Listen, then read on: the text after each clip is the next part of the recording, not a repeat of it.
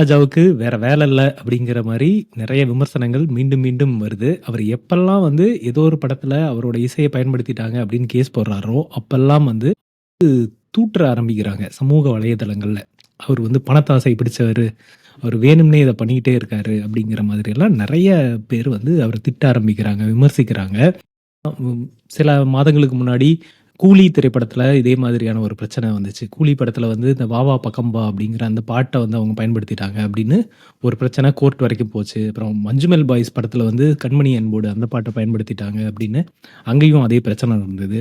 இப்படி அடிக்கடி இளையராஜாவோட பாடல்கள ஏதோ ஒரு படத்துல பயன்படுத்துறதும், அவர் வந்து அதுக்கு எதிரா கேஸ் போட்டு கோடிக்கணக்குல பணம் கேட்கிறதும் அப்படி தொடர்ந்து நடந்துகிட்டே இருக்கு. என்னதான் நடக்குது? பத்தி பேசலாம் அப்படின்னு நான் நெனச்சப்போ, பேர் வந்து என் மனசுல வந்தாங்க. ஒருத்தர் வந்து பரிசல் கிருஷ்ணா. வியலாளர். ஒரு பெரிய ராஜா ரசிகர் அவரு. சங்கர், கேபிள் சங்கர் வந்து பாடலாளர், அப்புறம் ஒரு நடிகர். இந்த விஷயத்த பத்தி, இந்த ரைட்ஸ் பத்தி தொடர்ச்சியா எழுதிக்கிட்டு இருக்காரு. கேபிள்ட்ட இருந்து ஸ்டார்ட் பண்றேன். நீங்க வந்து இந்த காலையில இத பத்தி எழுதியிருந்தீங்க. ஆமா. 2 பேர் மேலயுமே தப்பு இருக்குன்ற மாரி சொல்லியிருந்தீங்க.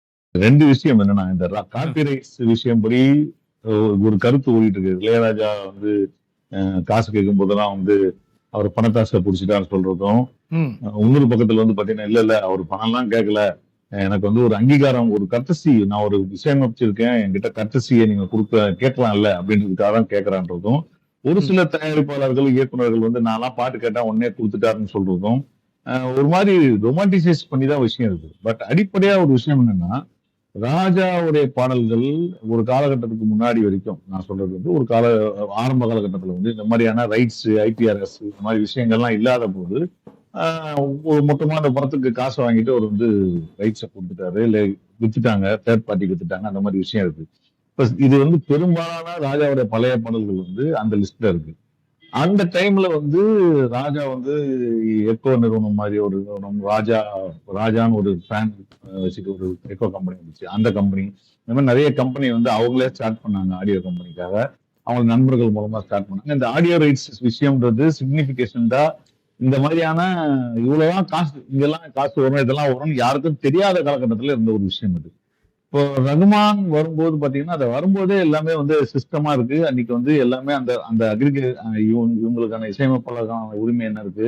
இவரு கம்போசருக்கான உரிமை என்ன? அந்த பாடலாசிரியரின் உரிமை என்ன? இதெல்லாமே தனியாவே வந்து அக்ரிமெண்ட்லயே இருக்கு. அதுல யாரும் யூஸ் பண்ண முடியாது. அப்படிலாம் வந்து இலவசமாலாம் யூஸ் பண்ண முடியாது. இந்த இடத்துல என்ன பிரச்சனைன்னா, பெரும்பாலான ராஜா சாருடைய பிரச்சனைகள் வரும்போது என்ன வருதுன்னா, இப்ப மஞ்சுமல் பாய்ஸ் வந்து அவங்க ஒரு ஸ்டேட்மெண்ட் குடுத்தாங்க. ஞாபகம் இருக்குன்னு நினைக்கிறேன் உங்களுக்கு. நாங்க வந்து ஆல்ரெடி இந்த ஆடியோ கம்பெனில ரைட்ஸ் குடுத்துட்டோம், காசு குடுத்துட்டோம் அப்படின்னு சொல்றாங்க. இப்ப நான் அதெல்லாம் கிடையாது. என்கிட்ட தான் வாங்கணும். இந்த பிரச்சனை வந்து நியாயமா பார்த்தா அந்த ரைட்ஸ் ஹோல்டருக்கும் ராஜாவுக்கும் நடக்க வேண்டிய விஷயம் அது. ம்.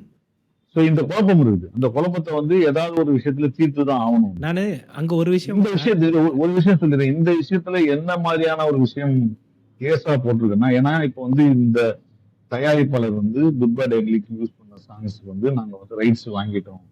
வாங்கி தான் நாங்க சென்சாருக்கே அப்ளை பண்ணிருக்கோம்னு சொல்லியிருக்காங்க. அது உண்மையும் கூட. எதையும் சர்டிபிகேட்ஸ் எல்லாம் கொடுத்துருக்காங்க.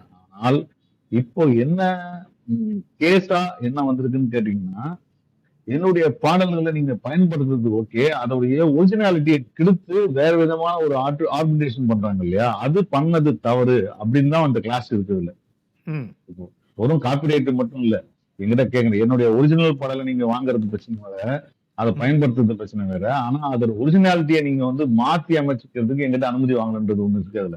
சரி. இப்ப என்னன்னா, இது நான் இது வந்து ஒரு நியாயமான விஷயம் தான்.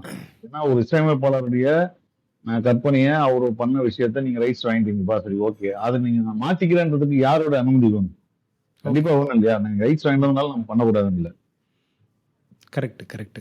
என்னன்னா, இப்ப எல்லாருமே என்ன சொல்றாங்கன்னா, இப்ப பரிசல்ட்டயும் அதை நான் கேட்கிறேன். எல்லாரும் என்ன சொல்றாங்க?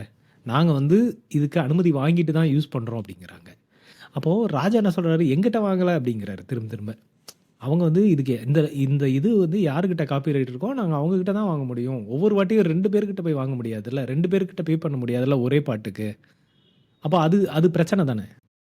ஒரு முக்கியமான விஷயம் ஒண்ணு இருக்கு.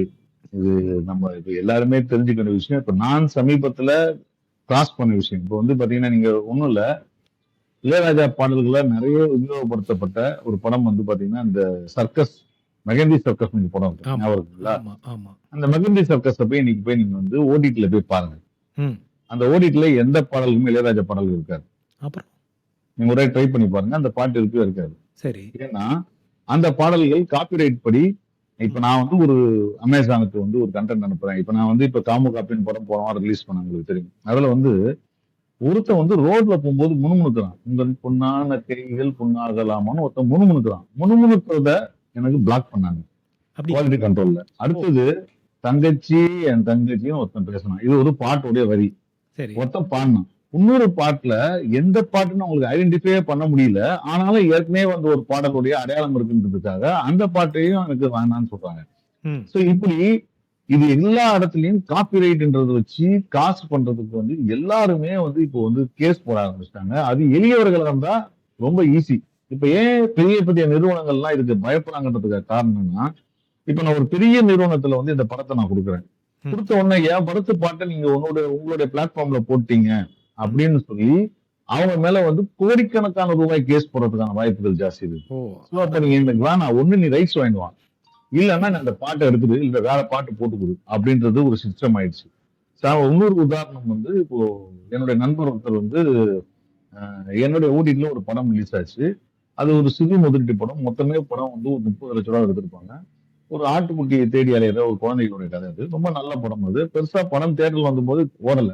ஓடிடில வந்ததுக்கு அப்புறம் அது ஓரளவுக்கு நல்லா போக ஆரம்பிச்சு, அது வந்து ஃபெஸ்டிவல்லயும் கலந்துக்க ஆரம்பிச்சுது. அது வரைக்கும் அமைதியா இருந்த எல்லா நிறுவனமும் கொஞ்சம் கவனம் பெற ஆரம்பிச்ச உடனே அவர்கிட்ட 18 லட்சம் ரூபாய்க்கு ஒரு நோட்டீஸ் அனுப்பிச்சாங்க. இந்த படத்துல இந்த பாட்டை நீங்க பழைய காலத்து பாட்டு ஒண்ணு, ம். அதை எங்க அனுமதி இல்லாம போட்டீங்க. இல்லடா நீங்க அந்த படத்தை தூக்கணும். அவர் வந்து பயந்து போய் என்கிட்ட வந்து இந்த படத்தையே தூக்கிடுங்க, எனக்கு வேண்டவே வேணாம், எங்கேயுமே இருக்க வேணாம்னு சொல்லிட்டு போனாங்க. அதுக்கப்புறம் நான் ஆல்டர்னேட்டிவ் சொல்லி அதுக்கப்புறம் மாத்தி வச்சேன்னு வச்சுக்கோங்க.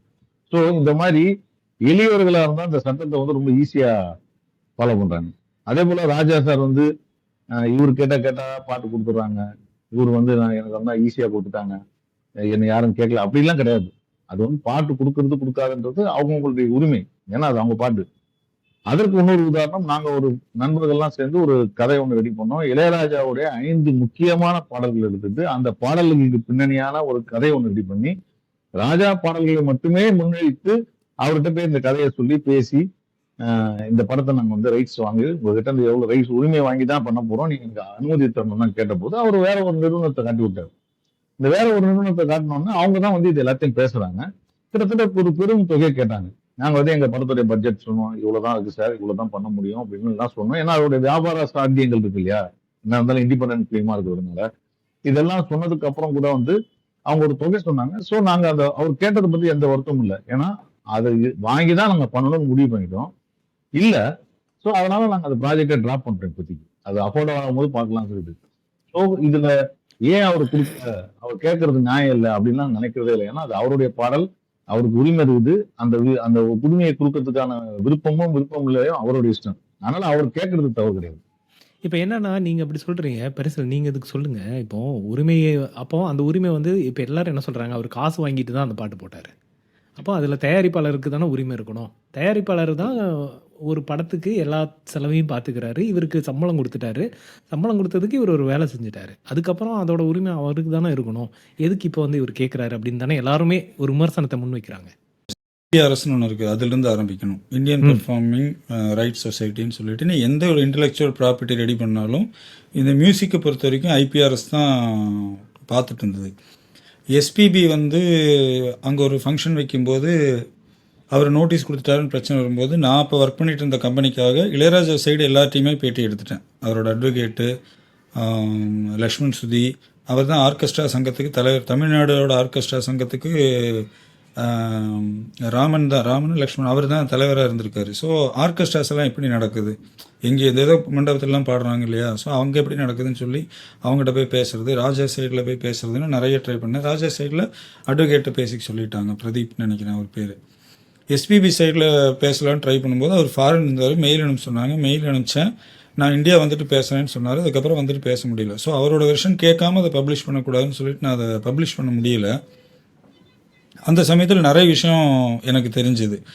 என்னென்னா, ஐபிஆர்எஸ் அப்படிங்கிறது வந்து ஒரு அமைப்பு. அந்த அமைப்புக்கு ஒரு தலைவர் இருப்பார், அவருக்கு ஒரு பிரசிடென்ட் இருப்பாங்க. அவங்க என்ன பண்ணுவாங்கன்னா, சும்மா ஏதோ ரேண்டமாக ஒரு ஒரு சிட்டிக்கு போவாங்க, ஒரு லாட்ஜில் ரூம் போட்டுக்குவாங்க. ரூம் போட்டுட்டு ஏதோ ஒரு பப்புக்கு போகிறது, பாருக்கு போகிறது, அல்லது அங்கே இருக்கிற டிவியை பார்க்குறதுன்னு சொல்லிட்டு அவங்க ஒரு 10 நாள் அலைஞ்சாலே ஒரு 15-20 கேசஸ் போட முடியும். இப்போ அந்த அட்வொகேட் என்கிட்ட பேசும்போதே என்ன சொன்னாருன்னா, அங்கே ஒரு ஒரு ஒரு பாருக்கு அவர் போகிறாரு, அங்கே வந்து இளையராஜா நைட்னு இருக்குது. அப்புறம் மேனேஜர் கூப்பிட்டு கேட்குறாரு, அவங்க நான் ஐபிஆர்எஸ்க்கு பணம் கட்டிட்டேன்னு சொல்லிட்டு ஒரு மிகப்பெரிய தொகையை சொல்கிறாங்க. ஆனால் அங்கே பாடப்பட்ட எந்த பாடல்கள் இருந்தும் ராஜா சாருக்கு எந்த கான்ட்ரிபியூஷனும் வர்றதில்லை. ஸோ அப்போ தான் இதெல்லாம் நடக்கும்போது தான் அவர் முடிவு பண்ணுறாரு, ஐபிஆர்எஸ் நம்ம வெளியில் வந்துடலாம், நம்ம தனியாக பார்த்துக்கலாம் அப்படின்னு அவர் வெளியே வர்றாரு. அது வந்து கரெக்டாக அதை பிரித்து கொடுக்கறது இல்லை. ஜேம்ஸ் வசந்தன் ஒரு பேட்டியில் சொல்லியிருப்பார், ஒரு மிகப்பெரிய தொகையை சொல்லி எனக்கு மாதம் இவ்வளோ வருது, என்னோட பாட்டு எவ்வளோ ஹிட்டு, எனக்கே எவ்வளோ வரும்போது ராஜா சாருக்கு எவ்வளோ வரணும் அப்படின்னு கேட்பார். இது காசு சம்மந்தப்பட்ட பிரச்சனை மட்டும் கிடையாது, யார் வேணால் என்ன வேணால் எடுத்துக்கலாம் அப்படிங்கிற நிலைமை வரும் அப்படிங்கிறது தான் ஒரு பிரச்சனை. அப்போது நான் ஆர்கெஸ்ட்ராஸ் எல்லாம் எப்படி நடக்குது என்ன நடக்குதுன்னு கேட்கும்போது இந்த விஷயம் இப்போ மட்டும் இல்லை, 80ஸ்லேயே இந்த சம்பவம்லாம் நடந்திருக்குது. ஒன்று வரப்போகுது, இப்படிலாம் பண்ண போகிறாங்க, அது இதுலாம் வரும்போது ஆர்கெஸ்ட்ரா சங்கம் வந்து அவர் மோகன் வந்து அவர் ஏதோ ஒரு வீட்டோட மொட்டை மாடியில், ஒரு ஆஃபீஸோட மொட்டை மாடியில் ஒரு பெரிய இதெல்லாம் ரெடி பண்ணி தமிழ்நாட்டிலேருந்து நிறைய ஆர்கெஸ்ட்ரா எல்லா ஓனர்ஸையும் வர சொல்லி ராஜா சாரே அந்த ஃபங்க்ஷனுக்கு கூப்பிட்டாரு. இது அவர் என்கிட்ட சொன்னது. சரி.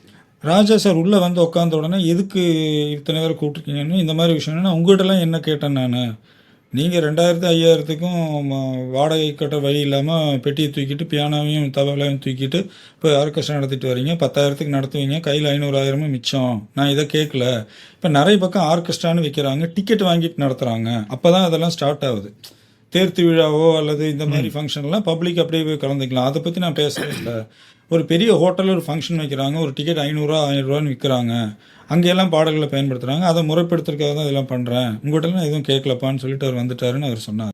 ஏஆர் ரஹ்மானுக்கு இந்த பிரச்சனை இல்லையான்னு நிறைய பேர் கேட்குறாங்க. ஏஆர் ரஹ்மான் உள்ளே வரும்போதே குளோபலைசேஷன் வந்துருச்சு, சோனி மியூசிக் டோட்டலாக அதை வந்து கான்குயர் பண்ணது, அவங்களோட மேனேஜர் தான் இதை பார்த்துக்குவாங்க. ஏஆர் ரஹ்மான் மணிரத்னம் ஒரு பேட்டியில் சொன்னார், உங்களுக்குலாம் ஞாபகம் இருக்குன்னு நினைக்கிறேன், என்றென்றும் புன்னகை அப்படின்னு அந்த மேடி வர்ற அந்த அந்த பாட்டோ அல்லது மேடி மேடி அந்த பாட்டுக்கு அந்த பாட்டு தான் பேக்ஸ்ட்ரீட் பாய்ஸ் முதல்ல பண்ணலாம். அதை வந்து அதுக்கு போய் கேட்குறாங்க, ஒரு மிகப்பெரிய தொகை அவங்க கேட்குறாங்க, வேறு அது அவ்வளோ கொடுக்க முடியாதுன்னு சொல்லிட்டு ஏஆர் மியூசிக் போடுறாரு. அதனால் நமக்கு நல்ல ஒரு புதுசாக ஒரு பிட்டு கிடச்சுன்னு வைங்களேன். பின்னாடி ஏஆரோட பாட்டை அவங்க கேட்கும்போது 1 கோடி ரூபா இது பண்ணுறாங்க இவர், 1 கோடி ரூபா கூட, ஏன்னா அன்னைக்கு என்கிட்ட அவ்வளோ கேட்டீங்களேன்னு சொல்லி. இது எல்லாருக்குமே நடந்துட்டு தான் இருக்குது, இது நடக்கலன்னா இல்லை. இப்போ அதுதான் அவர் காசு வாங்கிட்டு பண்ணுறாரு அப்படின்னா, எஸ்பிபி வந்து பாடலுக்கு ஒரு குரல், என்னோட குரல் தானே நீங்கள் பயன்படுத்துகிறீங்க, என்னோட குரலை நான் பண்ண நகாசு வேலைகள் சிரிப்பு இதெல்லாம் பண்ணுறீங்களே அப்படின்னு சொல்லிட்டு அவர் வந்து தெலுங்கு இண்டஸ்ட்ரியில் பாடகர்கள்லாம் உண்ணாவிரதம் இருந்தாங்க, ஐபிஆர்எஸில் எங்களுக்கும் பங்கு வேணும்னு. ஐபிஆர்எஸ் உருவாக்கப்படும் போது எப்படி இருந்ததுன்னா, தயாரிப்பாளருக்கு 50%, அவர் தான் இதுக்கு எல்லாம் செலவு பண்ணியிருக்காங்கன்னு நீ சொல்கிற இல்லையா, அது 50%. இன்டலெக்சுவல் ப்ராப்பர்ட்டிங்கிறத பொறுத்த வரைக்கும் பொருளாக அதை கொண்டு வர மாட்டாங்க. இப்போ எங்கிட்ட நான் ஒரு வீடு வாங்கிட்டேன்னா அது முழுக்க எனக்கு சொந்தம், அப்படி இன்டலெக்சுவல் ப்ராப்பர்ட்டிஸ்க்கு அப்படி பண்ண மாட்டாங்க. அது இப்போ நாட்டுடைமையெல்லாம் வருது, அதனால தான் இன்டலெக்சுவல் ப்ராப்பர்ட்டியை பொறுத்த வரைக்கும் இந்த மாதிரி அந்த சட்டம் இல்லை. நீங்கள் இப்படி மாற்றணுமானா சட்டத்தில் நீங்கள் வேணால் கேஸ் போட்டு மாற்றிக்கோங்க. தயாரிப்பாளருக்கு 50%, 25% மியூசிக் டைரக்டருக்கு, 25% பாடல் எழுதினவங்களுக்கு. ஏன்னா அதே பாடல் தான் பாடல் எழுதினவங்களுக்கு வந்து மிகப்பெரிய போராட்டத்துக்கு அப்புறம் தான் அது வந்துச்சு. ஸோ 25% அப்படிங்கிறது இந்த பாடல், ஏன்னா அந்த வரி தானே நீ பாடுற அப்படிங்கனால. இந்த ரூல்லையும் பார்த்தீங்கன்னா தேட்டரில் உள்ள பாடுற பாட்டுக்கெல்லாம் வந்து இது வராது, நீ டிக்கெட் வாங்கிட்டு பண்ணாதான் உண்டுன்னு சொல்லி வராங்க. இப்போ ராஜா சார்லாம் எழுத வரும்போது, பாடல் பார்க்க வரும்போது ஒரு தயாரிப்பாளர் அவரோட ரைட்ஸையும் சேர்த்து எல்லா ரைட்ஸும் உங்களுக்கு எனக்கு ஒரு படம் மட்டும் நீங்கள் பண்ணி கொடுங்கன்னு சொல்லி தான் வந்து நிற்பாங்க. ஃபஸ்ட்டு ராஜா சார் வீட்டுக்கு வந்து ராஜா கால் ஷீட் வாங்கின பிறகு தான் கதையை ரெடி பண்ணுவாங்க. நான் அப்போது அவர் எல்லாம் வாங்கி அவர்கிட்ட இருந்தது. அவருக்கு அப்போது நீங்கள் இவ்வளோ தூரம் நம்ம சொல்கிறோம், ஒரு 40-50 பேட்டியில் ஒரு 40-50 பேர் சொல்லியிருக்காங்க இந்த படத்துக்கு அவர் காசே வாங்கிக்கல, இந்த படம் காசே வேண்டான்னு சொல்லிட்டாரு அப்படின்னு சொல்லியிருக்காங்க. இங்கே காசு பிரச்சனை இல்லை. பட் இப்போ என்ன பிரச்சனை ஆகுதுன்னு நான் சொல்கிறேன், கேபிள்கிட்டேருந்து நான் ஒரு ப்ராப்பர்ட்டி வாங்குகிறேன், அந்த ப்ராப்பர்ட்டி சம்மந்தமாக உனக்கும் கேபிளுக்கும் சண்டை இருக்குது. இப்போ நான் தான் கேபிள்கிட்ட வாங்கிட்டேன்ல, நான் உங்கள்கிட்ட சொன்னேன், நீ என்னை செருப்பில் அடிப்பியா மாட்டியா, கேஸ் போட்டிருக்கேன், அப்போ நீ எங்கிட்ட வந்து சொல்லணும்ல. இது வந்து நீ இப்போ நீ சென்னைக்குள்ளேயோ இல்லை எந்த ஊர்லேயோ போய் பாருங்கள், இந்த ப்ராப்பர்ட்டி வழக்கில் இருக்கிறது, இது விற்கவோ வாங்கவோ கூடாது அப்படின்னு எழுதியிருக்காங்கல்ல. இப்போ இது வழக்கில் இருக்குன்னு எல்லாத்துக்கும் தெரியணும்னா என்ன பண்ணணும்? கேட்டால் தான், இது 1000 தடவை இவர் சொல்லிட்டாரு, எங்கிட்ட கேளுங்கன்னு சொல்லிட்டாரு. இன்னைக்கு எத்தனை பேர் போட்டிருக்காங்க, சிஎஸ் சமுதன் போட்டிருக்காரு, அதுக்கப்புறம் இன்னொரு டைரக்டர் போட்டிருந்தாரு, நான் கூட ஆர்டி பண்ணியிருந்தேன். என்ன போட்டிருக்காங்க, நான் போய் கேட்டேன் அவர் ஓகேன்னு சொல்லிட்டாரு அப்படிங்கிறது தான். ஸோ உங்களுக்கு இந்த நாலேஜ் இருக்கா, ஓகே, நான் காசுக்காக பண்ணலங்கிறத அவர் எல்லா இடத்துலையும் சொல்லிட்டே வர்றாரு. ம். இப்போ மஞ்சுமல் பாய்ஸ் சொன்னீங்கல்ல, அதே சமயம் மெய்யழகன் படத்தில் அவரோட பாட்டு வந்துச்சு, ரப்பர் பந்தில் பாட்டு வந்துச்சு. ரப்பர் பந்தோட ஹிட்டுக்கே பொட்டு வச்ச தங்கறது தானே ஹிட் காரணம். ஏன் அதுக்கு கேஸ் போடல? அந்த எக்ஸாம்பிள் நீங்கள் எடுத்துக்க மாட்டேங்கிறீங்க. ப்ராப்பராக வந்து கேளுங்க, நான் தரேன் அப்படின்னு சொல்லி சொல்கிறாரு, அவ்வளோதான். பேர் வச்சாலும் வைக்காமல் போனாலும் ரம்பம்ப மாறமாக ரெண்டும் யுவன் சங்கர் ராஜா போட்டதுக்கும் ப்ராப்பராக 2 சைடும் அவர் பேசி ரைட்ஸ் வாங்கி தான் பண்ணாங்க. அதனால தான் அதுக்கு எந்த பிரச்சனையும் இல்லை. ஸோ நீ ரைட்ஸ் கேட்டு பண்ணால் எந்த ப்ராப்ளம் இல்லைன்னு சொல்கிறது தான் அவர் சொல்கிறது. இதில் இன்னொன்று இருக்குது. ஃபஸ்ட்டு சொன்னார் இல்லையா, டிஸ்டார்டடாக நீங்கள் யூஸ் பண்ணக்கூடாது, என்னுடைய ப்ராடக்டை சிதைக்கப்பட்டு நீ யூஸ் பண்ணக்கூடாதுன்னு சொல்லி சொல்கிறாரு. இப்போது எங்கிட்டேருந்து ஒரு பொருளை வாங்குறீங்க, அந்த பொருளை அப்படியே பயன்படுத்துறதுக்கான உரிமைன்னு ஒன்று இருக்குது. நீ அதை ரீமேக்ஸ் பண்ணியோ அல்லது அதனோட அழகை மொத்தமாக மாற்றுறீனாலோ நீ அந்த இன்டெலெக்சுவல் ஓனர்கிட்ட சொல்லணும் இல்லையா? அதைத்தானே அவர் கேட்குறாரு. என்னன்னா அவர்கிட்ட போய் கேட்டா அவருக்கு ஒரு அமௌண்ட் கொடுக்கணுன்றதுனால தான் யாரும் அவர்கிட்ட கேட்காம இருக்காங்களோ? இதுல 2 பிரச்சனை இருக்கு. அதை திருப்பி சொல்லணும். ஆ. இப்போ நான் வந்து நான் அப்ரோச் பண்ணிருக்கேன். ஆ. இந்த மாதிரி பாடல்கள் வேண்டும் என்று நான் அப்ரோச் பண்ணிருக்கேன். அப்ரோச் பண்ண காலத்துல அதற்கான கம்பெனி வச்சிருக்காங்க, அது லீகலான ஒரு ஆட்கள் வச்சிருக்காங்க. அந்த லீகல் ஆள்கிட்ட போய் பேசிங்க, என்ன வேலை சொல்லுவாங்கன்னு பேசி. இப்போ விலை எனக்கு படியுதா படியலையா, எனக்கு வேணுமா வேணாமான்னு நெகோசியேட் பண்றதுன்றது நம்ம தனி இன்ஃபுளுன்ஸ் பொறுத்தது. ஆனா கண்டிப்பா அவர்கிட்ட போகும்போது ஒரு விஷயம் இருக்கு.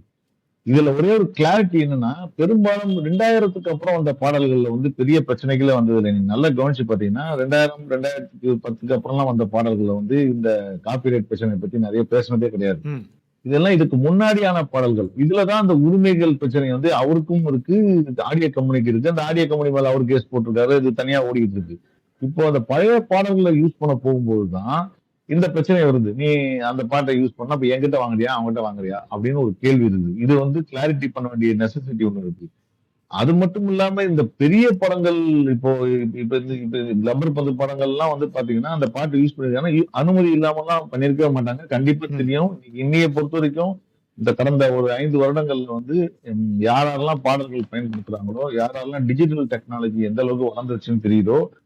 ஏன் நான் திரும்பி சொல்றேன்னா, அந்த படம் அந்த டிஜிட்டல்ல ஒளிபரப்பு ஆகணும்னா வித்தவுட் கன்சர்ன் என்ஓசி உங்களால அந்த படத்தை நீங்க வந்து எந்த இதுலயும் ஒளிபரப்ப முடியாது. இன்னைக்கு சட்டம் அவ்வளவு ஸ்ட்ராங்கா இருக்கு. அதனால வாங்காம பண்ணிருக்கவே முடியாது, இன்னுமே பண்ண முடியாது. நீங்க பழசெல்லாம் விட்டுருங்க.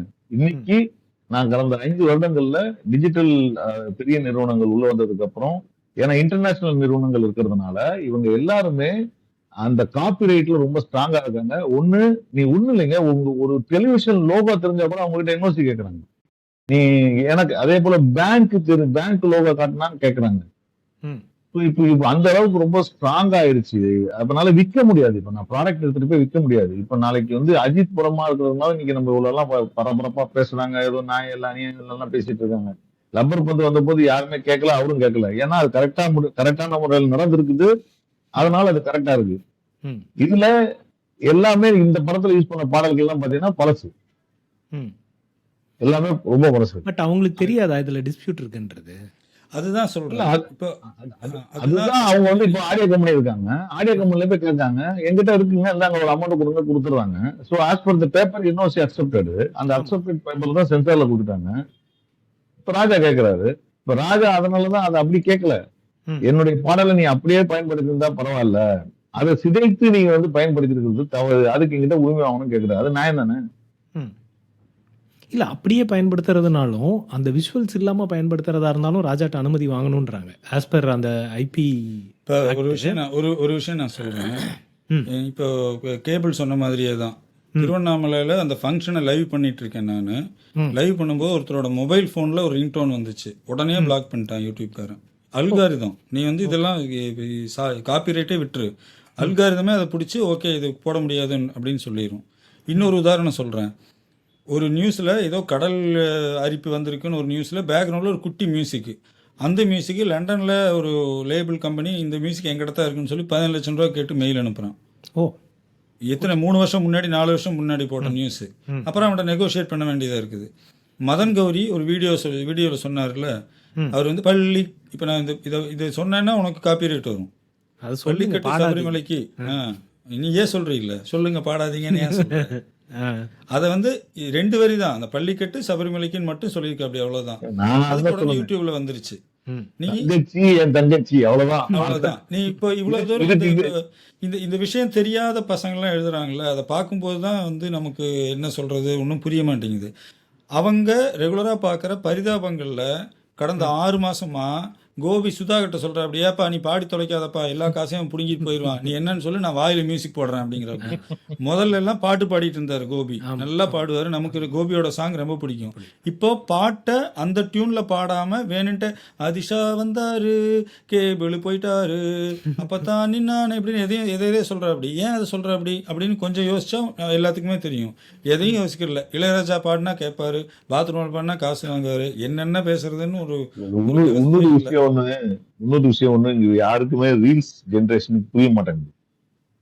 ரீல்ஸ் எல்லாம் பாட்டு யூஸ் பண்ற ஒருத்தன் ஒரு பெரிய ஆர்டிகல் எழுதிருந்தான். ரீல்ஸ்ல எல்லாம் எல்லா பாட்டும் யூஸ் பண்றாங்க. அப்ப இளையராஜா ஒவ்வொரு ரீல்ஸுக்கு போய் பாட்டு கேட்பாரு, காசு கேட்பாங்க. முக்கியமான விஷயம் என்னன்னா, ஆடியோ கம்பெனிக்காரங்க வந்து ரீல்ஸ்ல யூஸ் பண்றதுக்காக they are giving certification to the Facebook, Instagram, இதுல எல்லாத்தையும் யூஸ் பண்றதுக்கு அவங்க ஃபுட்டேஜ் அவங்களே தராங்க. ஆமா. ஆடியோ கம்பெனிஸே தராங்க இப்போ.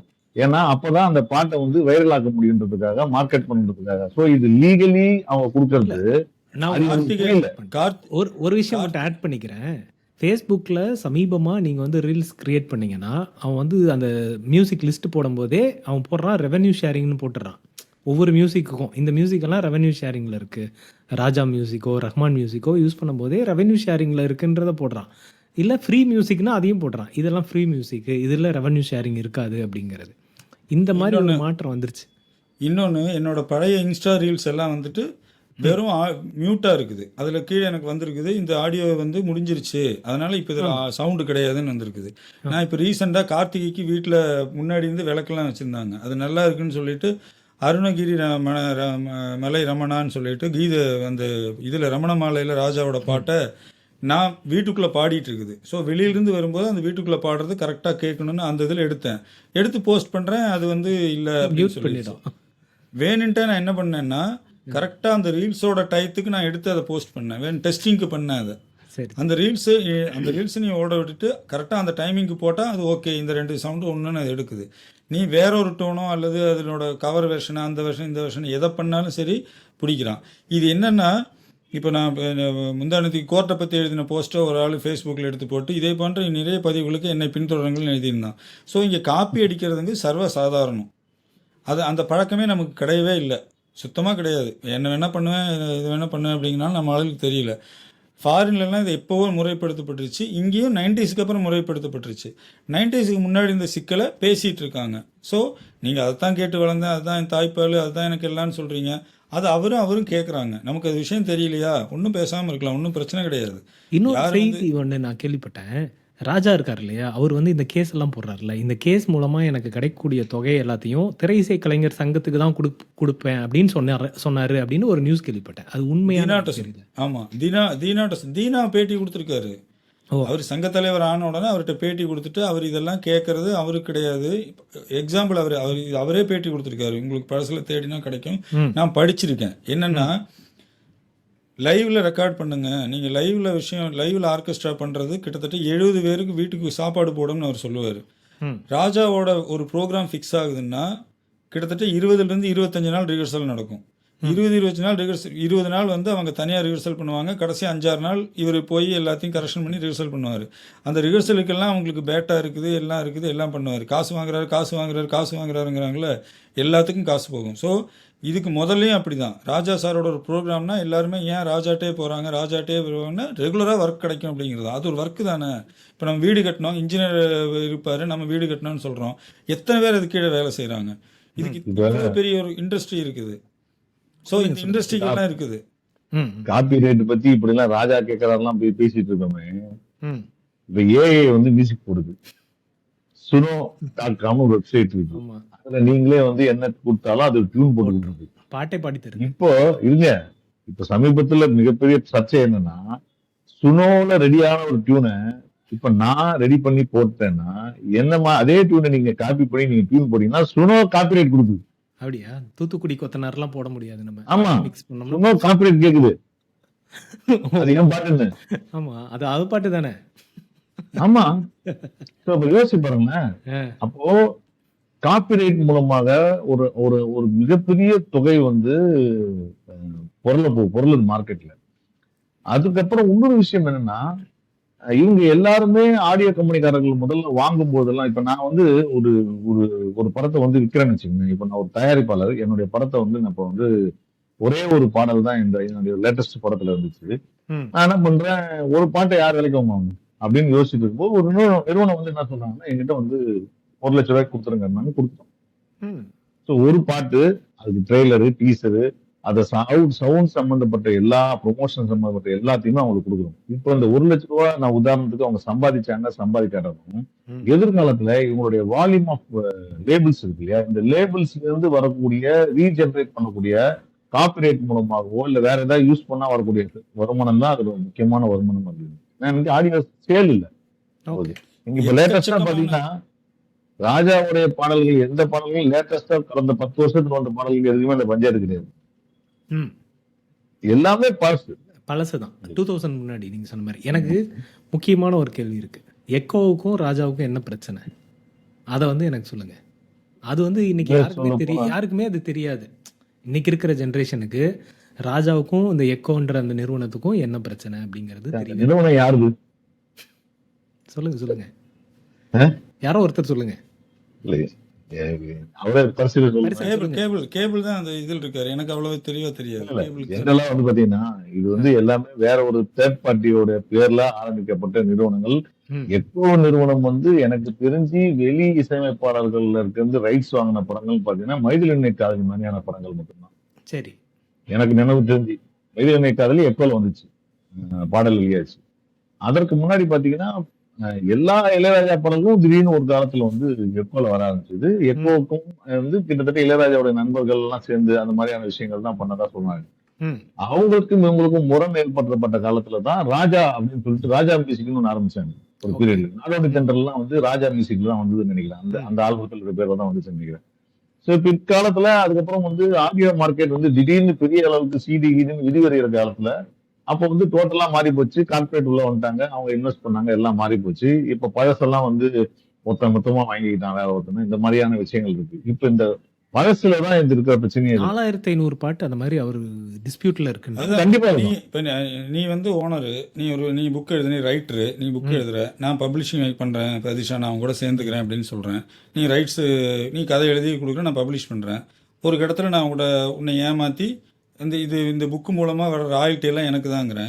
என் புக்கை வச்சுட்டு சங்கர் ஒரு படம் தயாரிக்கிற 3 கோடி ரூபா படம் கொடுக்குறாரு. நான் வாங்கி வச்சுக்கிறேன். ஏன்னா பப்ளிஷிங் என் பேரில் இருக்குது, பாருங்க நான் வச்சுக்கிறேன் அப்படின்னு சொல்லிட்டு. பட் ரைட்டிங்னா நீ காப்பி ரைட் ரவுண்டு போட்டு அதிஷான்னு எழுதியிருப்ப. பட் இதில் அப்படியெல்லாம் பண்ணப்படலை. இப்போ நீ என்கிட்ட வந்து கேபியா கேட்க மாட்டியா? இப்போ என்கிட்ட சண்டை போட மாட்டியா? என்கிட்ட கம்பெனி வைக்கும்போது நம்ம 2 பேருக்கும் பார்ட்னர்ஷிப்னு சொல்லிட்டு எல்லாத்தையும் நீ வச்சிருக்கேன்னு கேபியா கேட்க மாட்டியா? இது இப்ப அதுதான் பிரச்சனை. ஈகோவுக்கும் அவருக்கும் அதான் பிரச்சனை. இல்ல இப்ப இது ஷார்ட் அவுட் இல்லாத காலகட்டத்துல வந்துச்சு முதல் விஷயம். ஆமா, நான் அதுதான். இப்ப ரஹ்மான் கிட்ட ரஹ்மான் வர காலகட்டத்துல வந்து இசையமைப்பாளருக்கான என்ன ரைட்ஸ் இருக்கு, என்ன உரிமைகள் இருக்கு, அவங்களுடைய ரீப்ரொடக்ஷனே வந்து நீங்க வேற லாங்குவேஜ்ல பண்ணணும்னா ரஹ்மானோட அக்ரிமெண்ட்ல நீங்க பாத்தீங்கன்னா ரீப்ரொடக்ஷனே வந்து வித்தவுட் இஸ் பர்மிஷன் ரீப்ரொடக்ஷன் பண்ண முடியாது. அப்படி. வேற ஒரு லாங்குவேஜ்ல நீங்க வந்து டப்பிங் கொடுக்கறதுனா கூட ம். ட்ராக் ஐடி ட்ராக் கொடுத்தா அவங்க லிரிக் எழுதிடுவாங்க, எல்லாம் பண்ணிடுவாங்க. ம். ஐடி ட்ராக் கொடுக்கறதுக்கு கூட கொடுத்து ரீப்ரொடக்ஷன் பண்றதுக்கு ஒரு அக்னாலஜ்மெண்ட் தரணும். ஓகே. So, அந்த அளவுக்கு உரிமை இருக்குது. தோ he has been paid for the ம். work. ம். ஆனா இதுக்கு முன்னாடியே அந்த செக்ரிகேட்டட் அக்ரிமெண்ட் கிடையாது. நான் உங்களுக்கு ₹1,00,000 தரேன், நீங்க பாட்டு போட்டு கொடுங்க, நான் யாருக்காவது கொடுத்துறேன். அன்னைக்கு வந்து எல்பி ரெக்கார்டு விற்கிறதுக்கும் ஒரு ஆடியோ கேசட் விற்கிறதுக்கு என்ன வித்துரும் அப்படின்ற விஷயம் தானே உங்களுக்கு. இல்ல பாட்டு வித்தாலும் படம் அப்பவுமே வந்து கேசட் விற்பனைங்கிறது பெரிய ஒரு பங்கு வச்சுது. இல்ல கேசட் விற்பனை வந்து ஒரு 80களுக்கு அப்புறம் தான் ரொம்ப பெருசாக ஆரம்பிக்குது. 90களுக்கு நீ அப்புறம் இன்னொன்னு தான் கவனிச்சிருக்கியா அதிஷா? ம். மற்ற இசையமைப்பாளர் கேஸ் போட்டா சோனி நிறுவனம் கேஸ் போட்டது, டி சீரியஸ் கேஸ் போட்டதுன்னு வரும். இளையராஜா இண்டிவிஜுவலா நடத்துறதுனால இளையராஜா கேஸ் போட்டாருன்னு வருது. புரியுதா? ஆமா, அது அவங்களும் அதான் கேட்குறாங்க. வேற ஒன்றும் கிடையாது. இல்ல இந்த மாதிரி கேசஸ் வந்து எல்லா இசையமைப்பாளரும் போடுறாங்க. இவங்கெல்லாம் போட்டு தான் இருக்காங்க. இளையராஜாவை மட்டும் வேணும்னே ஃபோக்கஸ் பண்றாங்களா ஊடகங்கள்? அது ஒரு வன்மம் தான். இல்ல அது பண்றாங்கன்ட்டு இல்லை, அதுக்கு அவர் போராடிட்டு இருக்காரு. அவர் கிடைக்கல, அவ்வளவுதான். இல்லைங்க. இப்ப ஒரு ரொம்ப சிம்பிளான விஷயம். இன்னைக்கு எவ்வளவு எழுத்தாளர்கள் இருக்காங்க.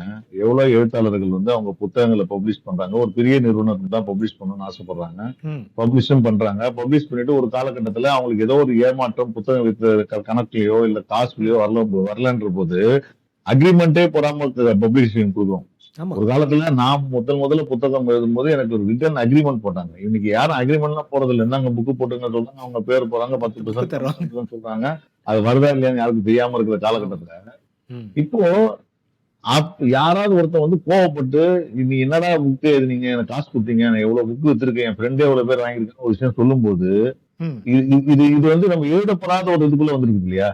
ம். இப்போ இதுக்கான செக்ரிகேஷன் இல்ல. நான் கேள்வி கேட்டுக்கலாம், நீ கட் பண்ணிக்கலாம், எனக்கு இது உரிமை இருக்கு, நான் இவ்வளவு கேட்கலாம், நீ எனக்கு இது கொடுக்கலாம்னு இது ஒரு ஃபார்மேட் இருக்கும்ல. 3 மாசத்துக்கு ஒரு எனக்கு கணக்கு கொடுக்கணும், இது ம். பிரிண்டிங் போட்டோம்னா லெட்டர் வாங்கணும், இப்படி எல்லாம் ஒரு கிளாஸ் இருந்துச்சுன்னா ம். ஆட்டோமேட்டிக்கா அது சிஸ்டத்துக்குள்ள வந்துடும் கரெக்ட். இல்லையா? அந்த சிஸ்டத்துக்குள்ள வராத காலகட்டத்துல இருக்கிற பிரச்சனை தான் இந்த 4500 பாடல்கள் இருந்தது. அந்த 4500 பாடல்கள் ரொம்ப விண்டேஜாக அதுக்கான டிமாண்ட் ஜாஸ்தி ஆயிட்டே இருக்கு. ம். அது அது So, கேஸ் அதை போட்டுட்டு யூஸ் பண்ணும்போதுதான் இவ்வளவு பிரச்சனையாகுது. அப்ப வந்து எனக்கு குடுன்னு கேக்குறாரு. இப்ப இந்த இந்த இந்த கேஸே வந்து ரொம்ப யாருமே ஒரு 5 கோடி கேட்டான்றதுக்கான விஷயத்த இந்த பாடலை நீங்க வந்து வடிமை சிதைக்கப்பட்ட வரியை வடிவம் வந்து ரெஸ்டார்ட் சிதைக்கப்பட்ட வடிவமாக்கிட்டீங்கன்றது வந்து தான் முக்கியம். அது யாருக்கும் புரியவே இல்லை. யாருக்கும் புரியவே இல்லை. அது சிதைக்கப்பட்ட வடிவம்ன்றது வந்து இட்ஸ் நாட் ஈஸி திங். நான் ஒரு கதை எழுதி கொடுத்துட்டேன். அந்த கதை எழுதுன கதையை வந்து நீங்களே வந்து ரைட்ஸ் வாங்கிட்டேன்னு சொல்லி எல்லாத்தையும் மாத்திர முடியுமா? மாத்த முடியாது. கரெக்ட். கரெக்ட். ஸோ இப்போ அதான் பிரச்சனை ஆக்சுவலா. அப்ப ராஜாவுக்கு என்னதான் வேணும்? ராஜாவுக்கு நம்ம கரெக்டான ஒரு விஷயத்த இப்ப நீங்க வந்து ஒரு விஷயத்த அப்ரோச் என்னை பொறுத்த வரைக்கும் அவர்கிட்ட நீங்க வந்து பாடல் உரிமை கேட்க போறீங்க. உங்களுக்கு அந்த பாட்டு கண்டிப்பா வேணும்னா அப்படின்னு ஒரு தயாரிப்பாளர் முடிவு பண்ணா, இப்ப நான் எடுத்த முடிவு தான். நான் நேரா போய் அப்ரோச் பண்றோம். இது சிச்சுவேஷன் சொல்றோம். இதுதான் எங்களோட நிலவரம்னு சொல்றோம். அவர் வந்து அதுக்கு நம்ம நிறுவனத்தை காட்டுறாரு. காட்டி நின்று பேசுறோம். அது எங்களுக்கு கட்டுப்படி ஆகல வந்துட்டோம். அவ்வளவுதான் முடிஞ்சு போச்சு. இது கிளியர் இல்லையா? இதுல எந்த கன்ஃபியூஷனே கிடையாது. அவர் இங்க அங்க போ நிலையெல்லாம் உள்ளே எங்களுக்கு கட்டுப்படி ஆகலன்ற விஷயம் ஃப்ரீயா கொடுக்காது. நான் அவருக்கு நெருங்கிய நண்பரா இல்லாம இருக்கிறதுனால அவர் தெரியாம இருக்கலாம். அதை ஏன் கொடுக்கலன்னு நம்ம கேட்கக்கூடாது. அது அவர் உரிமை. அது அந்த அப்ரோச் கிளியரா இருந்தாதான் முடியும். ஆனா இந்த இடத்துல வந்து இன்னைக்கு இருக்கிற பிரச்சனை வந்து பாட்டு உரிமை இல்லாம வாங்கினது கிடையாது. ம். நான் அதை நான் தவிர கேட்குறேன் அதிஷா. ம். இப்போ இவ்வளோ தூரம் அவர் கேஸ் போட்டிருக்காருன்னு தெரியும். சாதாரண இப்போ திருநெல்வேலி இப்போ கல்யாணி தேட்டர்னு ஒரு தேட்டரில் பார்க்குற ஒருத்தருக்கு தெரியாமல் இருக்கலாம். ம். ஒரு பொதுஜனத்துக்கு தெரியாமல் இருக்கலாம். சினி ஃபீல்டுக்கு எல்லாத்துக்கும் தெரியும். இவ்வளோ தூரம் பிரச்சனை ஆகியுமே அவர்கிட்ட போய் கேட்காம பண்ணாமல் கொள்ளாமல் பண்ணுறாங்க. ஸோ நான் எதுவுமே கேட்க மாட்டேன், என்ன வேணால் பண்ணிக்கட்டும், என் இசையெல்லாம் மக்களுக்கு அப்படின்னு அவர் சொல்லிட்டாருன்னா என்னென்ன பண்ணுவீங்க? ம். ஒன்று. இன்னொன்று, இளையராஜாவுக்கு என்ன தான் வேணும்னு கேட்குறீங்களா? காசு தான் வேணும். என்ன பிரச்சனை உங்களுக்கு? ஆமாப்பா, காசு தான்ப்பா வேணும். நான் போட்டிருக்கேன், என்னை ஏமாற்றி இன்னொருத்தன் வாங்கியிருக்கேன், எனக்கு அது உண்டான காசை கொடுன்னு கேட்குறேன். இது என்ன ப்ராப்ளம்? ம். அவங்க கூட தான் அவ்வளோ சொத்து இருக்குல்ல. இதே இப்போ அம்பானிக்கு அவ்வளோ சொத்து இருக்குது. இப்போ ஏர்டெல் கம்பெனி இப்போ யாரும் எல்லாரையும் கண்ணை உறுத்துறது எதுன்னா அந்த நம்பர் தான். 5 கோடி கொடு 10 கோடி கொடுன்னு கேட்குறாருல. நான் அதுதான் கேட்குறேன்ப்பா. நான் அதுதான் கேட்குறேன். இப்போ அம்பானி அவ்வளோ பெரிய ஆள். என்னோட பாட்காஸ்ட்டில் தான் நான் கேட்குறேன். அப்துல்லா சொல்கிறாரு, அவரோட ஒரு சொத்தை பாதுகாக்கிறதுக்காக வக்ஃபு வாரியம் இந்த பிரச்சனையை கொண்டு வந்து மொத்தமாக எல்லாத்தையும் இது பண்ணுறாங்க அப்படின்னு சொல்கிறாங்க. அம்பானிட்டு இல்லாத சொத்தா? அவருக்கு வேறு பக்கம் வீடு கட்ட முடியாதா? எதுவும் பண்ண முடியாதா? உங்களோட சும்மா இருக்குல்ல குடுன்னு கேட்கலாமே போய். நீ தான் இவ்வளோ வச்சிருக்கிய. சென்னையில் இருக்கிற ஒரு 2 இது நான் போய் தங்கிக்கிறோன்னு சொல்ல முடியுமா? சென்னையில் வெள்ளம் வந்தாலும் அவங்க ஆஃபீஸை பூட்டிட்டு தானே போகிறாங்க. என் சொத்து நான் பாதுகாப்பேன்னு வச்சுருக்காங்களே. ஸோ இவரோட இன்டெலெக்சுவல் ப்ராப்பர்ட்டி காசு கேட்குறேன் கொடு, என்ன பிரச்சனை உனக்கு? ம். இதுதான் நம்பர் இருக்காது. போடுறீங்களா? 100 கோடி 200 கோடி இதெல்லாம் இருக்காது. புரியுது. என் பாட்டு வேணாலும் இருக்காது. ஓகே.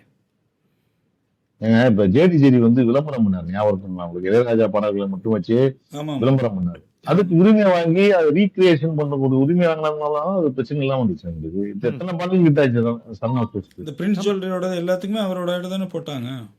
அப்புறம் கரெக்ட். என்னால் அவ்வளோ கொடுக்க முடியாது சார். நீங்கள் 5 கோடி கேட்குறீங்க சார், என்னால் அவ்வளோ கொடுக்க முடியாது. இந்த படம் இது நீங்கள் யோசிச்சு பாரு. 5 கோடி கேட்குறாங்கன்னு சொல்கிறாங்கல்ல. ம். இந்த படத்துக்கு நான் ரைட்ஸ் வாங்கணும்னு போனால் ராஜா எவ்வளோ கேட்டிருப்பாரு? 5 லட்சமோ 10 லட்சமோ. உனக்கு ராஜாவை தெரியாது, எனக்கும் பர்சனலாக எவ்வளோ கேட்பாருன்னு தெரியாது. ஆனால் போயிருந்தா இவ்வளோ கேட்டிருக்க மாட்டாங்கங்கிறது நமக்கு தோணுதா இல்லையா? ஆமா. இல்லைங்க அதோட இன்னொரு விஷயம் இருக்கு. இன்னொரு டைரக்டர் எழுதியிருக்காரு, நீங்க என்ன வேணா எடுத்துக்கோங்க, எதுவும் தர வேண்டாம், கிரெடிட் மட்டும் கொடுங்கன்னு சொல்லியிருக்காருல்ல. ம். நான் எழுதினேன், ராஜாவோட இளமை இது அந்த விக்ரம் சாங் தான் விக்ரமோட டூவில் வந்திருக்குது. ஆனால் அவருக்கு தேங்க்ஸ் கார்டு கூட போடல. சரி, கமல் நமக்கு ஃப்ரெண்டுன்னு அவருக்கு கேட்காம இருந்திருக்கலாம். இது எல்லாருக்கும் கேட்காம இருக்குன்னு நான் சொல்ல முடியுமா? எனக்கு சங்கடமாக இருந்துச்சு, ஏன்ப்பா கொடுக்கல அப்படின்னு சொல்லிட்டு. நீ வந்து மாப்பிள்ளை படத்தில் இப்போ அவர் பேரை போட்டா அதுக்கு தனியா ஒரு பே பண்ண வேண்டி இருக்குமோன்னு நினைச்சு கூட போடாம இல்லப்பா, நீ கிரெடிட் கொடுன்னு தான் சொல்றாரு. பேரை ஆனா கேக்குறேன், போட்டு ரொம்ப சிம்பிளான விஷயம் கேக்குறேங்க. ம். லப்பர் பந்த மாதிரி படங்கள்ல கூட வந்து அவங்க வந்து ஐயோ இந்த பாட்டை யூஸ் பண்ணிட்டோம், நம்மள அவரால் காசு கொடுக்க முடியாதுன்னு பயத்துல கூட போடாம இருந்தா கூட நான் மன்னிச்சு விட்டுடலாம். சரி 250 270 கோடியில ஒரு படம் பண்றீங்க. ஒரு இசையமைப்பாளர்கிட்ட நீங்க காசு கொடுத்து வாங்குறதுக்கு மிஞ்சி போச்சுன்னா 1 கோடி ரூபாய் கேட்டாருன்னு வச்சுங்களேன், என்ன ஆயிடப்போகுது அதுல? கேபிள் எழுதியிருந்தாருல்லப்பா, ஒரு கதை வந்து ஃபுல்லாக நான் செலக்ட் பண்ணிட்டேன், இவ்வளோ வரும்னு சொல்லிட்டு அவங்க ஆடியோ ரேட் சொன்னாங்க. ஓகே, அவ்வளோ நம்ம அஃபோர்ட் பண்ண முடியாது, நம்ம வேறு பண்ணிக்கலாம்னு முடிவு பண்ணுறோம்ல, அவ்வளோதானே. இப்போ வேல்பாரின்னு ஒரு நாவல் இருக்குது, சூவேட்டையும் விகடன்லையும் போய் அவரை பேசணும். சூவேட்டை தான் ஃபுல் பர்மிஷன் இருக்குது, அவர் ரேட் சொல்கிறாரு, பண்ண முடியாதுன்னு என்ன பண்ணுவீங்க? நீங்கள் தான் எம்பி ஆச்சு, உங்கள்கிட்ட நிறைய காசு இருக்கு, காசு கேட்பீங்களா அப்படின்னு பேப்பரில் பேட்டியாக கொடுப்பீங்க. அதானே ராஜான்னா மட்டும் உங்களுக்கு அவ்வளோ இலக்காரம். புரியுது. இல்ல இது அடிப்படையாவே என்னன்னா, இது யாருக்கும் இங்க பேசுறவங்க யாருக்குமே வந்து காப்பிரைட் பத்தி தெரியாது. ம். அப்புறம் இன்னைக்கு காப்பிரைட் உள்ள என்னென்ன நடக்குதுன்னு தெரியாது. ம். ஏன் நம்ம ஒரு படம் பார்த்தோமே, அந்த படத்துல இந்த பாட்டு பேக்ரவுண்ட்ல பாடிச்சே, இப்ப ஓடிடில பாக்குறோமே, அது ஏன் இல்லைன்னு அது காரணம் கேட்டா தெரியாது. இது எதுவுமே தெரியாது. ஆனா மொட்டையா வந்து ஒருத்தரை வந்து திட்டுறதுக்கு இருக்கிற வன்மத்தெல்லாம் சேர்த்து வச்சு திட்டலாம், அவ்வளவுதான். அதுதான் இப்போ நான் அதான் சொன்னேன். இப்போ மதன் கௌரி அதை பேசுறீங்க, பிறகு யங்ஸ்டர்ஸ் எல்லாம் மதன் கௌரியை பார்க்குறாங்க. பரிதாபங்களில் கோபி திரும்ப ஆரம்பத்தில் நிறைய தடவை சொல்லியிருக்காரு, பாட்டு பாடாதப்பா, நீ என்ன பாட்டு வேணும்னு கேளு, நான் வாயை அசைக்கிறேன் அப்படின்னு சொல்லியிருக்காரு. ஐயோ பாடிடாத அப்படின்லாம் நிறைய வீடியோ போட்டிருக்காரு. நான் அதெல்லாம் எடுத்தே வச்சுருந்தேன், எல்லாத்தையும் சொல்லியிருக்காரு. அதை பார்த்தாவே தெரிஞ்சுக்கலாம்ல. அதுவும் தெரியாது. அப்புறம் ராஜா தான் சம்பாதிக்கிறாரு அப்படின்னு கேட்டால் அப்புறம் ஏகே சம்பாதிக்கலையா அப்படின்னு நம்ம திருப்பியாக கேட்க முடியும்? எல்லாரும் தான் சம்பாதிக்கிறாங்க, அவரோட ரைட்ஸுக்கு தானே கேட்குறாங்க. நானா கேக்குறேன், நாளைக்கு காசு இருக்கு, காசு இல்ல, நான் 4 பேருக்கு காசு சாப்பாடு போடுறேன், சாப்பாடு போடல, அதை பத்தி யாருக்குமே பிரச்சனை இல்லை. யாராவது கஷ்டப்பட்டா இவங்க எல்லாரும் போய் காசு கொடுக்க போறாங்களா? கரெக்ட். கிடையாதுல்ல. நீங்கள் ஒன்றும் அதானே. நான் ஃபஸ்ட்டு சொன்ன மாதிரி தான். இப்போ என் வீடு வந்து ரோடு கிட்ட இருக்குது, சரி வெயிட் 2 கேட் ஓப்பன் பண்ணிவிட்டு இது வழியாக 2 வீலர் போகணும், ஒரு ஆளை நான் விட்டு 2 ஆளை விட்டு திறந்து வச்சேன்னா என்ன ஆகும்? எல்லாரும் போயிட்டே இருப்பான் அந்த வழியாக. என்னப்பா அது 10 வருஷமாக திறந்துருக்குது, நீ வந்து போடுற அப்படின்னு கேட்குற மாதிரி. இதுக்கு ஓகேன்னு கொடுத்தேன்னா என்ன பண்ணுவாங்கன்னு ராஜா சாருக்கு தெரியும், நமக்கும் தெரியும். ஓகே, ஒரு படம் தானே, ஓகே 2 படம் தானேன்னு கொடுத்தேன்னா என்ன நடக்கும்? இப்போ இவ்வளோ தூரம் காப்பி ரைட்ஸு அவேர்னஸ் வந்து இவ்வளோ தூரம் எல்லாம் நடந்த பிறகுமே இதில் என்ன இருக்குது, இதில் என்ன இருக்குதுன்னு கேட்குறாங்க. ஸோ ஓகே பரவாயில்லன்னு விட ஆரம்பித்தா அது எவ்வளோ தூரம் போகும்? நீ அவர்கிட்ட போன பிறகு பரவாயில்லன்னு விடுறது வேறு, நீயா எடுத்துக்கிறது வேறு. என்னங்க, ஒரு வார்த்தை கேட்டு பண்ணக்கூடாதா? இந்த டைலாக் நம்ம வாழ்க்கையில் எத்தனை தடவை சொல்கிறோம்? வாரத்துக்கு 2 தடவை இதை நம்ம சொல்கிறோமா இல்லையா? ஏப்பா ஒரு வார்த்தை என்கிட்ட சொல்லக்கூடாதா? ஏப்பா ஒரு வார்த்தை கேட்டுருக்கூடாதா? இந்த டைலாக் தான் ஒரு வாழ்க்கையாகவே இருக்குது. ஒரு வார்த்தை கேட்டா என்ன அப்படிங்க என்ன அதுக்கு தான் இந்த வேலை ஒரு சொல்றாரு. மான நஷ்ட ஈடு இல்லைங்க, வழக்கு போறாரு. கோபம் வருமா வராதா? இப்ப யோசிச்சு பாருங்களேன், பாட்டு நீங்க ரைட்ஸ் வாங்கிட்டீங்கன்றதுக்காக இப்போ வந்து புத்திசாலித்தனமா ஒரு விஷயம் பண்றீங்க. பாட்டு நீங்க ரைட்ஸ் வாங்கி அதை டிஸ்டர்ப் பண்ணுவீங்க, எல்லாத்தையும் பண்றீங்கன்னா அதற்கு நீங்க என்கிட்ட ஒரு அனுமதி வாங்குறதுக்கு வந்து நான் எப்படி உங்களுக்கு வந்து உணர வைக்கிறது? ஏன்னா நீங்க என்கிட்ட வந்து கேட்க மாட்டீங்களான்னு சொல்றதுக்குல என்ன, அவர் உரிமை தானே இது. என் பாட்டு இது, விலை கொடுத்து வாங்குறீங்களா, அதை ரிப்பேர் பண்ணி துண்டு துண்டா போடுவீங்க அப்படின்னு என்கிட்ட சொன்னீங்களான்னு கேட்கறதுக்கு உரிமை இருக்குதா இல்லையா?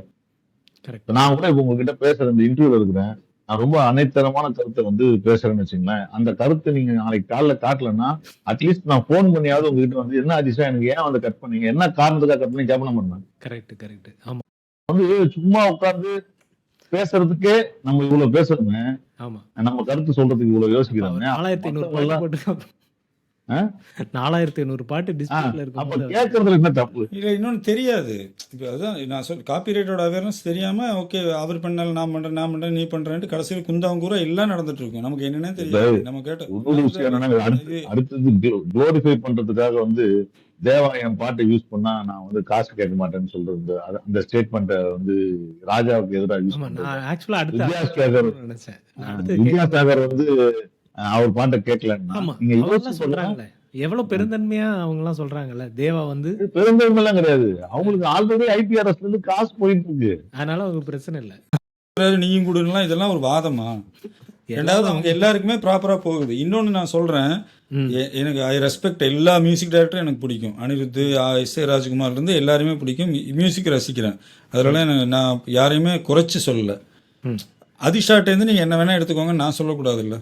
Correct, correct. புரியுதா? அந்த காப்பிரைட் யார்கிட்ட இருக்குன்னே தெரியாம யார் வேணா இது வேணா போட்டுக்கோங்கன்னு எப்படி சொல்ல முடியும்? கரெக்ட். அதுவும் நியாயம் இல்லை. இந்த ஒரு ரியாலிட்டி ஷோவில் ஒரு பாட்டு போடுறாங்க, என்னோட ராசி நல்ல ராசி பாட்டு போடுறாங்க, இசை மணி சர்மான்னு போடுறாங்க. எனக்கு பயங்கர கடுப்பாயிருச்சு. என்னோட ராசி நல்ல ராசி இது வந்து இளையராஜா மியூசிக்கு, வேற இதெல்லாம் அதே தான், பாடல் வரி அதே தான், எல்லாம் அதுதான், பாடகர் பேர் போட்டு போட்டு மணி சல்மான் போட்டிருக்கேன்னு சொல்லிட்டு அந்த ஷோ டைரக்டர் ஃபோன் பண்ணி, என்னங்க இது இவ்வளோ பெரிய மிஸ்டேக்குன்னு கேட்குறேன். இல்லை சார், நாங்கள் வந்து மாப்பிள்ளை படத்துக்கு ரைட்ஸ் வாங்கியிருக்கோம், அதுபடி நாங்கள் அந்த லேபிள் தான் போடணும் அப்படிங்கிறாங்க. மாப்பிள்ளை படத்தில் தனுஷ் வந்து என்னோட ராசி நல்லா ஆடி இருக்காரு, ஒரிஜினல் அதுவும் ஒரே மாதிரி தான் இருக்கும், ஆமா. ஒரிஜினல் மாதிரியே தான். அதில் எந்த சிதைக்கி இருக்க மாட்டார், கொஞ்சம் பூஸ்டிங் எல்லாம் பண்ணியிருப்பாங்க. அது என்ன ரீவிசிட்டட் மாதிரி யுவன் சங்கர் ராஜா இது பேர் செல்லம் போட்ட மாதிரி பண்ணியிருப்பாங்க, அவ்வளோதான். அது அப்படியே தான் இருக்குது, எல்லா மியூசிக்கும் அதே தான். ஆனால் அதை சூப்பர் சிங்கரில் பாடும்போது சூப்பர் மணி சிங்கர் சர்மா தான். வேற போட்டிருக்கு. அது பாடும்போது நான் நல்லா இருக்குது, அதே மியூசிக் தான், ஏன் மணி சல்மான் போடுறாங்கன்னு எனக்கு இது ஸ்ட்ரைக் ஆகலை. அவர் சொல்ல லேபிள் ரைட்ஸ் நாங்கள் அதான் வாங்கியிருக்கோங்க. இப்போ நாளைக்கு எல்லாமே என்ன ஆயிரும், 50 வருஷம் கழிச்சு எல்லா பாட்டும் அனிருத், ஜிவி பிரகாஷ்குமார் அதுன்னு வரும். இளையராஜா அவர் திருவள்ளுவர் காலத்தில் வாழ்ந்த ஒரு ஞானிப்பா, எதுக்கு சும்மா அவர் பேர் ஔவையார் மாதிரி, ஔவையார் யாருன்னே நமக்கு தெரியாது இல்லை, எல்லாரையும் ஔவையார்னு போடுறாங்கல்ல, அந்த மாதிரி போடுறாங்க அப்படின்னு சொல்லிடுவாங்க.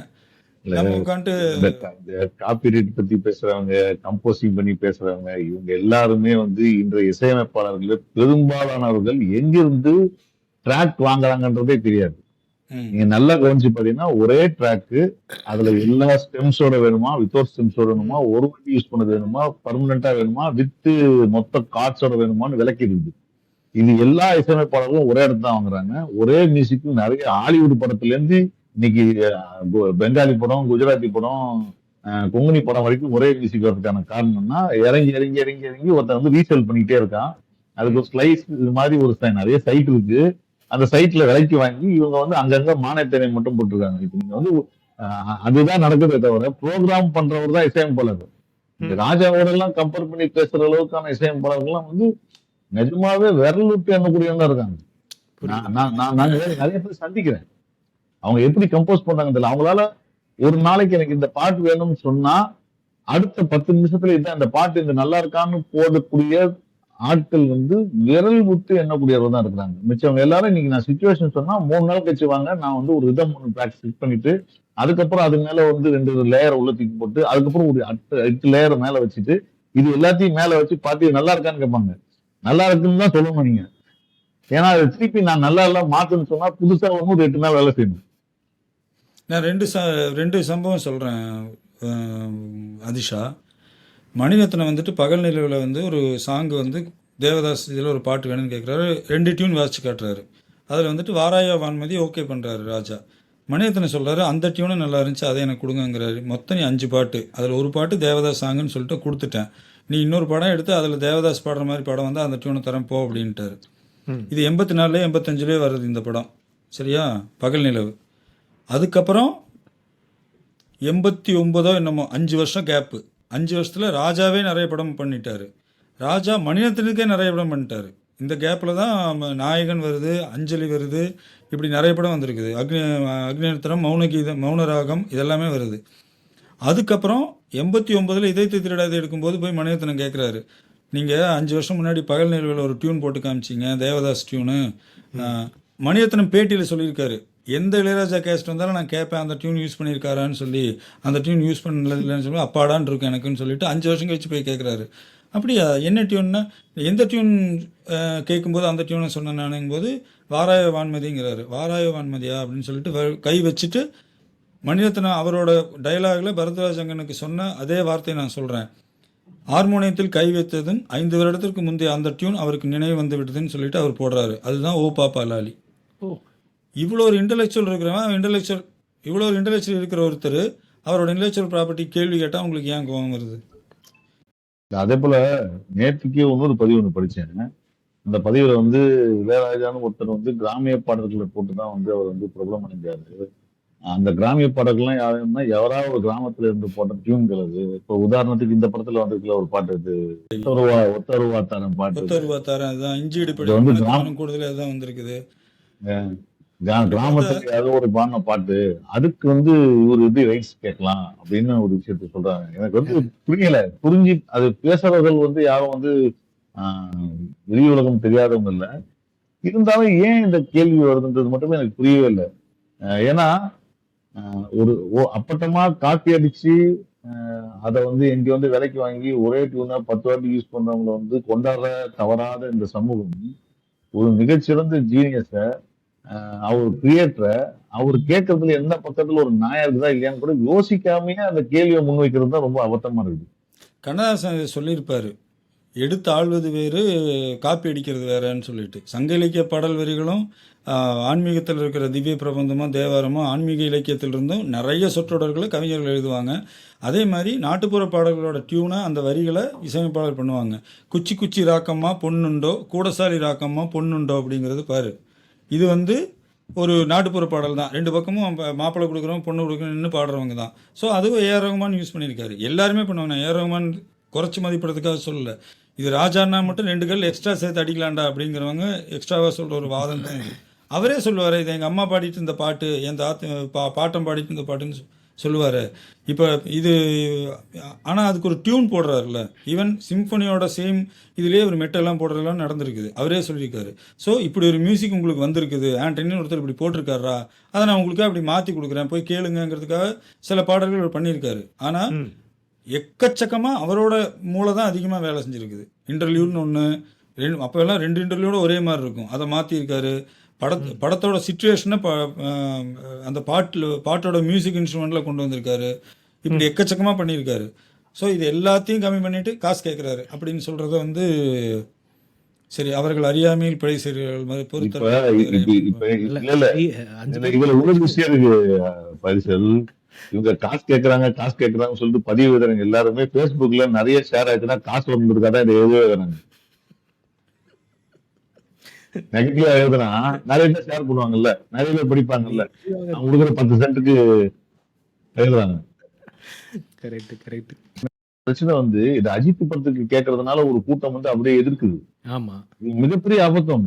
250 கோடி ரூபாய்க்கு மேல செலவு செய்து எடுக்கப்படுற ஒரு படத்துக்கு ஈச் அண்ட் எவரி பர்சனுக்கு கோடிக்கணக்கில் கொடுக்கும் போது ஒரு ரைட்ஸ் வாங்குறதுல காசு கொடுத்து ஒருத்தர் கேள்வி கேட்டா என்ன தப்புன்னு தான் கேட்கணும்.